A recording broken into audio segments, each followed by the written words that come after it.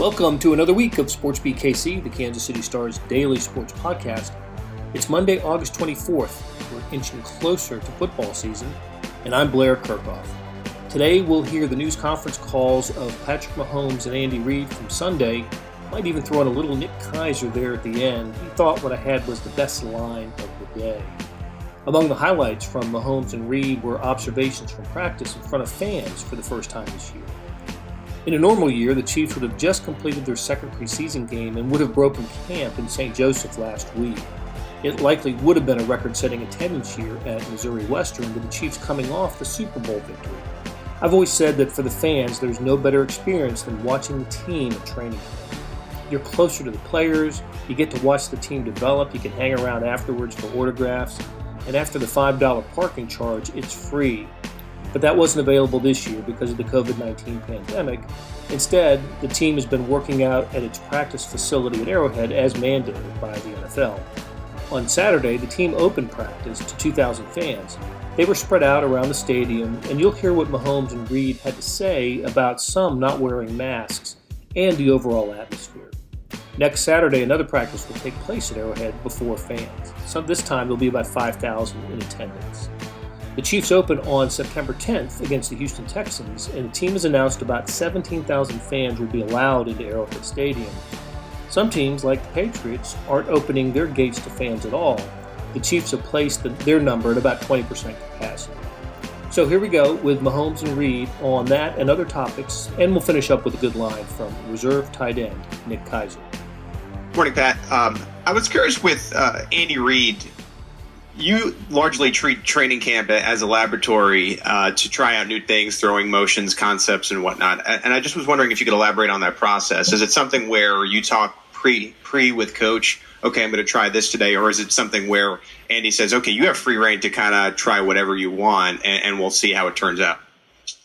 It's not necessarily free reign to try everything I want, but we do discuss things and we try things. If I do something one way, we ask Coach Kafka, Coach Bieniemy, and Coach Reid ask me why I did that, if I want to try it this way and do different things. And so I think it's just more of a focus on me trying what's out there, going for the shot play maybe when it's a little contested. And then if we have success with it, then we can take it to the season. If we don't, we can kind of learn from it and move on into the next progression. Let's go to Nate Taylor. Go ahead, Nate. Hey, Patrick. What's impressed you so much so far with working with Nick Keiser? And when you guys do roll out new concepts to try, what is the reaction from the rest of the guys when you know that you guys are doing something new for maybe the first time in camp?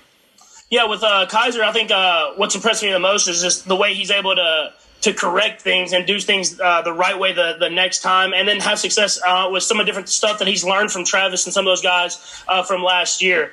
You're really seeing his game evolve. You're seeing how he's seen how the older guys that have done it and had success with it, and he's adding that to his game, and then he's finding stuff that he's good at, and he's going out there and having success with that. And so when you have guys like that can learn from the veteran guys that we have on this team, then you have guys that can go out there and have success on the field. Let's go to Seren Petra. Go ahead, Seren. Patrick, I'm curious, we don't have a game, right, that we're looking back on and second-guessing on not going for it on fourth down. So I'm just curious, what goes through your mind with what this offense has been able to do, what you've been able to do, just your mindset on a 4th and 3, a 4th and 4. Are you all the metrics say that those are downs that certainly powerful offenses should be going for. Is that something you sit and lobby for and you'd like to see this team do more of?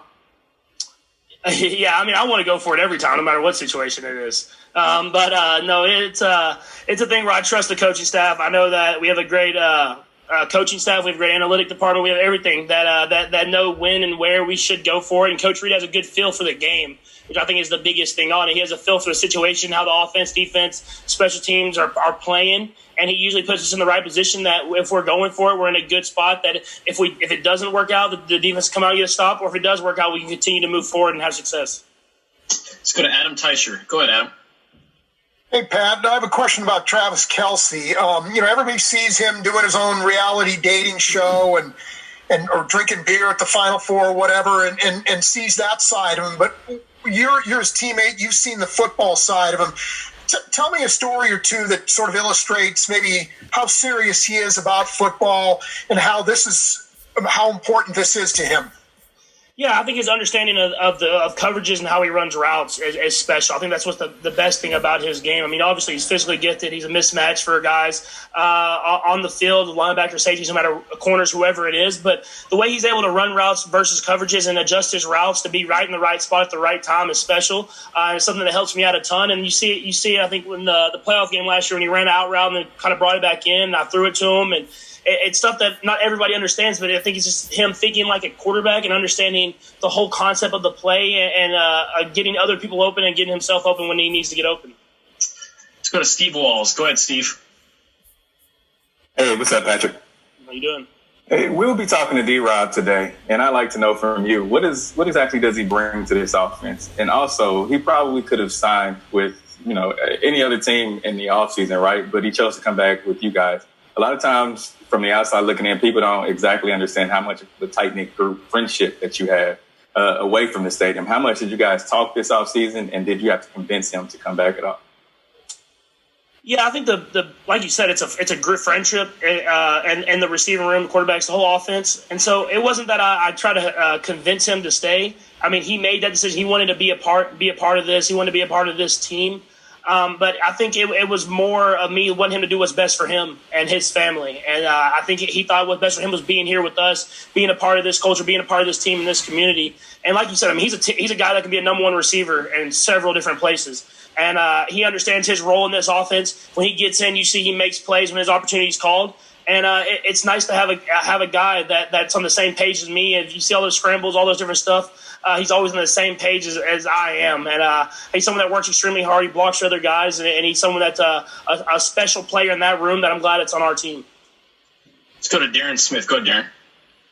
Hey, Patrick. I got a couple of questions for you. One, I know that you believe in Andy's play calling, your abilities, your teammates, and the defense. That said, this is a serious question. Can you credibly convince me why, if you all are hitting on all cylinders, why you all can't finish the job that the Patriots didn't in 2007 to go 19-0? Yeah, I mean, it's in theory. I mean, you feel like you can. I mean, every single year you feel like you can win every single game. I think it comes down to how you deal with adversity throughout games and throughout the season. I think that's the biggest thing of trying to go 19-0 and trying to do those special things and be a team the first team to ever go undefeated for 19 games and win all that. But it's more than just play calling and players. It's about a team and the culture that you have and how every single week, every single day, every single opportunity you accept that challenge.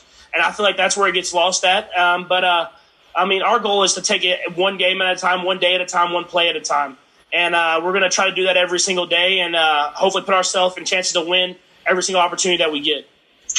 Looks like we got three more. Let's go Harold, Sam, and then Seren to finish it. Go ahead, Harold. Hey, Patrick. Hope you're doing well, man. When it comes to, I got the shot of you and Andy Reid kind of talking for like a good solid minute and a half during the stretch. And I just want to know, what is it like to have those conversations with Andy every day, what you guys get into, and how does he let you grow and evolve? Not just on the field, but, kind of off the field as a man and everything, especially in this different offseason that we've had. And I also want to ask you about, obviously, it would have been the birthday of Kobe Bryant. Just kind of, I know you went through it during the Super Bowl, but knowing that was still this year, amazingly, and then just what you kind of learned from him about competition, along with, Michael Jordan's just saw Last Dance. Yeah, so the first part with Coach Reid and this whole coaching staff in general, I think it's just a lot of good people that love the sport that they do, and they love coaching football and being part of the culture, and they also love to really, I don't know the best way to really bring out the best person that they can bring out in the player that they have. And so with Coach Reid, if it's as far as trying to figure out the best way to run a play or the best way to be a part of the community, he's going to give you his best advice from stuff that he's learned.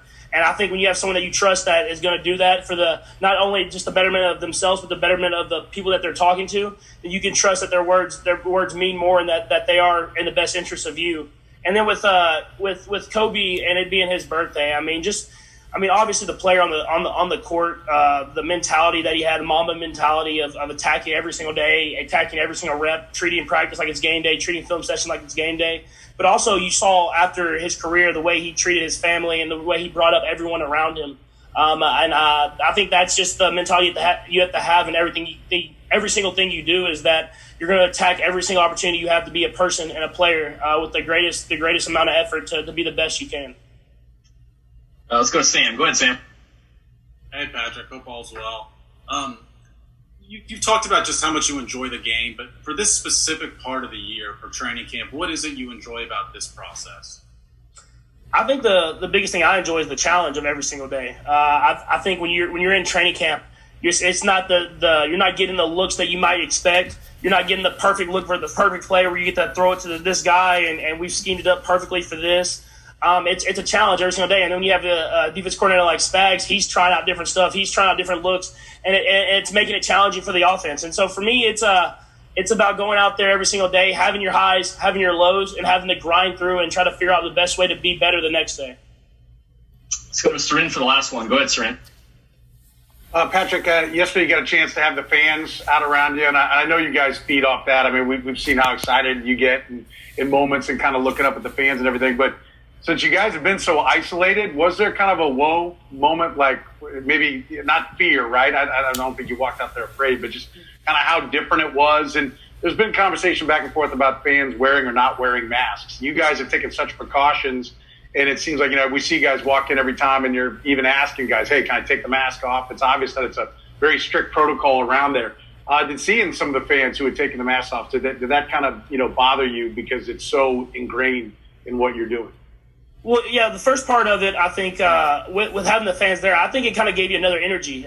Just being out there, the fans cheering, you getting to see them. I mean, the passion that they have in Chiefs Kingdom is unmatched, and so it was awesome to be out there and be a part of that. I mean, it really did got me going. You can see me getting hyped up, and Chris Jones running out there hyping up the crowd and everything like that. And another part was, I mean, I think there were only 2,000 people there, but it was loud, and I was pleasantly surprised by that. I mean, so. Hopefully, when we get to the stadium even more and more full, that it'll keep being loud. You'll get that Arrowhead Stadium feel. And then the second part, for the most part, when I looked up, I saw people with masks on. I mean, obviously there were certain people that didn't have masks on. I think people saw on videos and stuff like that. But it's a learning process. It's something that I'm sure the chief security and everybody will really emphasize the fans that we have to have the mask on. If you're not eating or drinking, you put the mask on, and not only for yourself but for the people around you, so everybody feels safe when they come into Arrowhead Stadium. And I think that's what that practice was for. And then the next week, whenever we have people at the stadium, is we're going to kind of get those protocols, getting used to those different stuff so that we can go into the season and have people there and have the support of Chiefs Kingdom. Hey, it's Blair. We have a special subscription offer for SportsBeat KC listeners, unlimited digital access to the Kansas City Star's award-winning sports coverage. Sign up now for 1 year of Sports Pass for access to all the sports news, features, and columns presented on the kansascity.com site, and it's only $30. That's a 40% savings off our regular rate. Your subscription will automatically renew after the initial term at $50 unless you tell us to cancel. Your subscription helps support the sports coverage of kansascity.com and the Kansas City Star, and that support has never been more important. Please visit kansascity.com/SportsBeatKC offer to get this special offer. And as always, thanks for listening. Back out and did a little work in 7-on-7, which was good. And really, there not much happened today as far as the injury list goes. So we worked out well on the injury side. Good work today. Proud of the guys. They had a long day and pushed through it and made sure they kept themselves motivated and rolling. We had a little bit of heat today to it, so that was another part of it. Listen, it was great to get back in our stadium and have our fans there. The guys fed off of the energy, which was great. I've heard the things about the masks and so on. So actually, when I looked up there, I mentioned to one of the guys that everybody had their mask on. It was kind of an unusual looking thing. I guess somebody said that they had removed them, but we're all working on it. So it's important, I know, with our fans. We got the best fans, National Football League, that they continue to work to keep their masks on if they did take them off. And just like we're doing with the players in meetings and anytime they're off the practice field, they've got the masks on. So good examples to all our fans know that everybody's watching, and we're the example, and we take a lot of pride in that with our fans and our football team. So, but again, great to be in there. Our stadium's op crew, they They were phenomenal in setting everything up. I mean, from the cones, we did exactly like game day, to the headsets, to the pads there for the coaches. And it was just Mark Donovan and his crew, just my hat goes off to them. They really staged it like it was a game. We'll do this again this next Saturday and add some more people in there. And again, the protocol ends up being important for all of us, and we'll keep working on that. But again, time's yours on this. Let's go to Herbie. Go ahead, Herbie. Hey, Coach. You had a pretty tight relationship with a lot of your former assistants. 2 nights ago, Washington head coach Ron Rivera announced that he has cancer. I'm curious what was your reaction when you heard the news, and have you had an opportunity to offer him words of encouragement? Well, I did. Ron lost a brother to cancer, and so this is something that he dealt with. He watched his brother with it, and he understands the importance of getting it taken care of, and he'll attack it. I mean, he's a linebacker, right? And once a linebacker, always a linebacker. So he's got that grit and toughness, and he'll need that as he goes forward. But he's in the right frame of mind. He's a positive guy, and he's staying positive with this. So, but at the same time, he knows he's got to bear down on it, and that's what he'll do. Let's go to Adam Teicher. Go ahead, Adam. Hey, Andy, I just wanted to ask you about the camp this year, and with all the differences in this year, does this feel like camp to you? And if so, why? And if not, why not?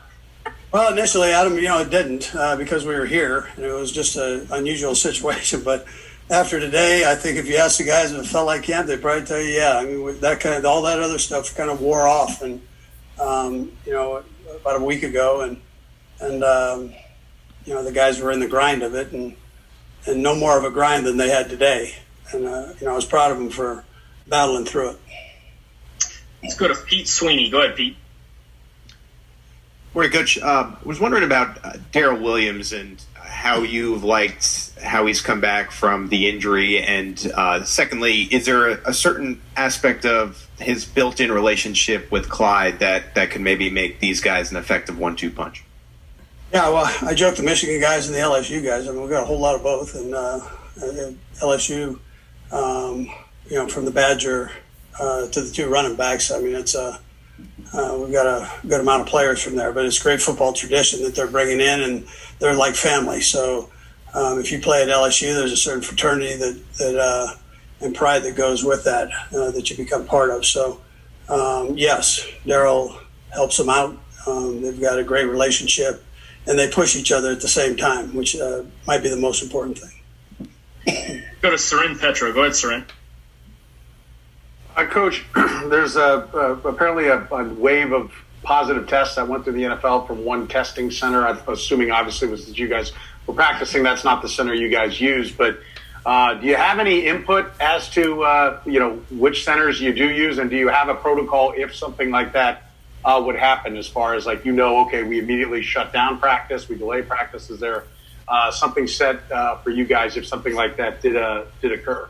Yeah, so you're always in direct communication with the league on positive tests, and there's a protocol that's set up. So we just follow that. Rick Ripple, we have full trust in doing that, along with Dr. Monaco, and so Rick has been on endless calls with the league.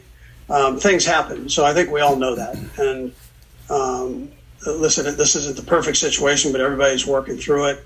And if it ends up that it shuts down practice, you shut it down. You make sure you get it taken care of, and then you ramp it back up and get going again. So it's a like I said, it's a unique year, and we're all aware of it.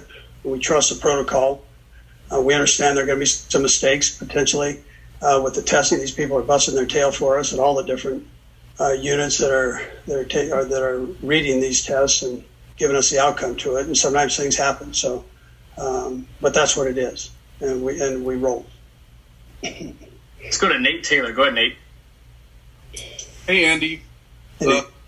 Just impressed you so far about DeMarcus Robinson's camp, and how much does continuity help you or give you the flexibility to add new concepts to really go to see how much the guys can really increase in terms of their workload?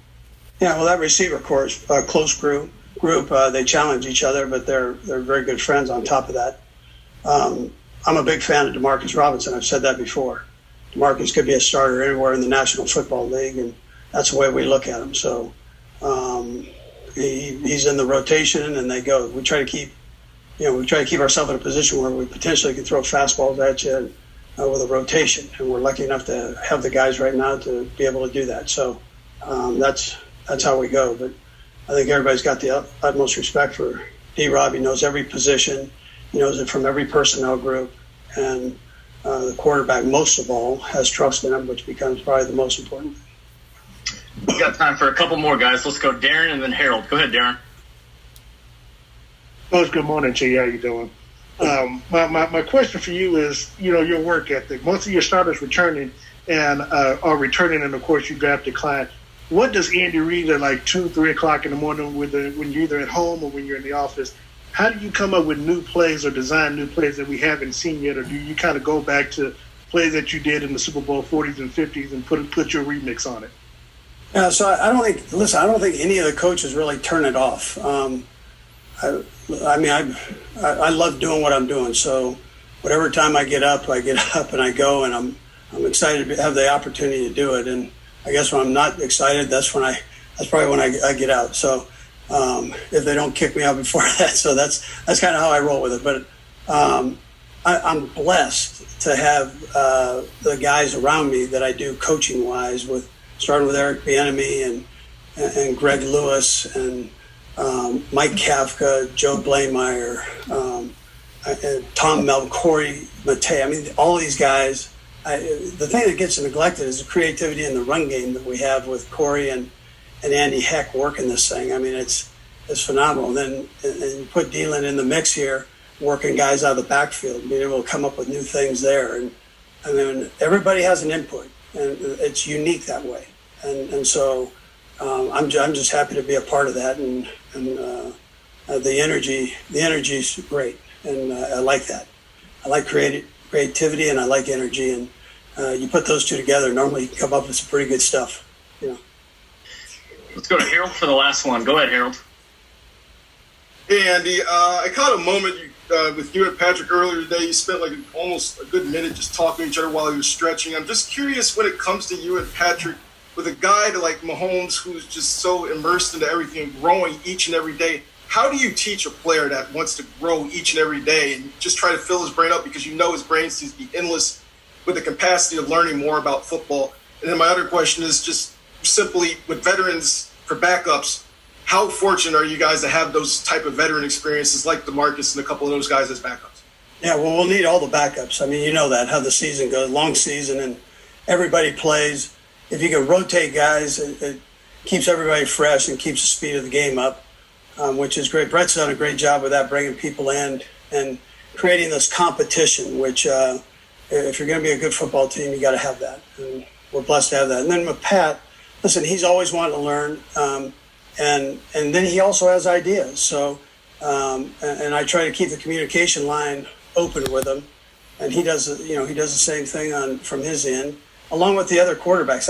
That's a healthy room right there where it's just a good learn center for those guys. There's experience, there's youth in there, there's college coming into the league, and things that they've run before at the either college level or potentially with other teams. And then the coaches are good. So again, we've tried to keep open communication all the way along, and I've tried to do that with Patrick the best I can. Yeah. Nick Keizer was on the Chiefs practice squad last year, but with the departure of Blake Bell, he's a candidate for more playing time this season. Keizer's a third-year pro who played at Grand Valley State. Fans of MIAA football know Grand Valley State from the Division II playoffs. Keizer was asked about catching passes, specifically how the ball is released from Patrick Mahomes. Here's what he had to say. Nick, just can you talk about what it's like to see the ball come out from Patrick Mahomes? I'm sure you settled into it now, having been around there, but was there a moment where you're like, wow, it's like no other quarterback? And are there times even, I know Adam and some of the guys have asked questions about some of the throws he's popped off here in camp where you find yourself just kind of your jaw drops down, even though you've got the pads on and you're running your route, you can't believe what he just uncorked?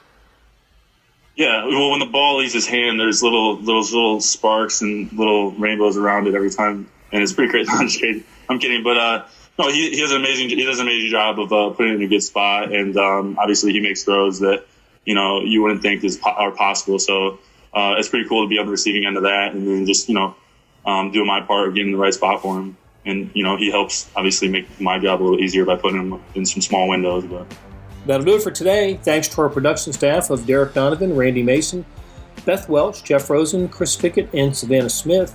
Links to stories about the Chiefs can be found in the show notes and on kansascity.com.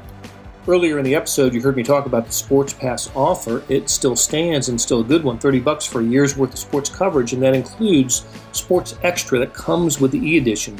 There's 51 additional pages of national sports coverage today. Here's an even better offer. Buy the entire Kansas City Star product. Sports, news, features, commentary, and analysis, the whole thing. You get all the stories written by my talented colleagues, plus additional news, sports, and business coverage with the e-edition.